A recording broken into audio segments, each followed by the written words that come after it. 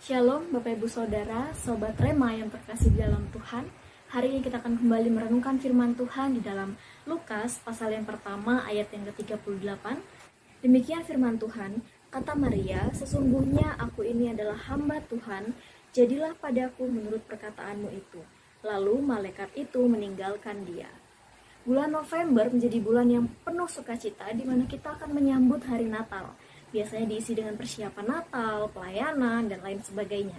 Nah, bicara soal pelayanan, tentunya tidak lepas dari satu kata, yaitu siapa status orang yang melayani, yaitu seorang hamba.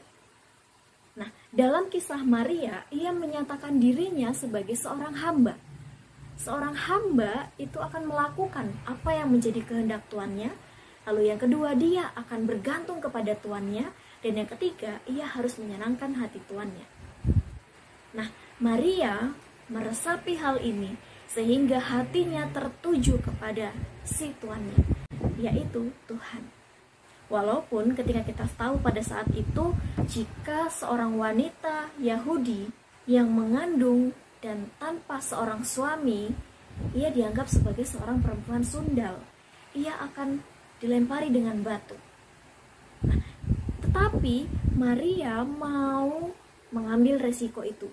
Sebab dia tahu bahwa ketika dia adalah seorang hamba, tuannya yang akan menjadi pegangan dalam hidupnya. Ia akan bergantung kepada tuannya. Maka ketika seorang tuan memberikan perintah kepada hambanya, maka ia pasti akan melindungi hambanya. Nah, pada saat ini, mari kita renungkan. Apakah kita sebagai hamba Tuhan memiliki hati seorang hamba? Memiliki hati yang mau taat dan mau sepenuhnya bergantung kepada Tuhan sebagai Tuan dan pemilik kehidupan kita. Mari kita belajar untuk bersama-sama menjadi seorang hamba, memiliki hati hamba untuk melayani Tuhan. Tuhan Yesus memberkati.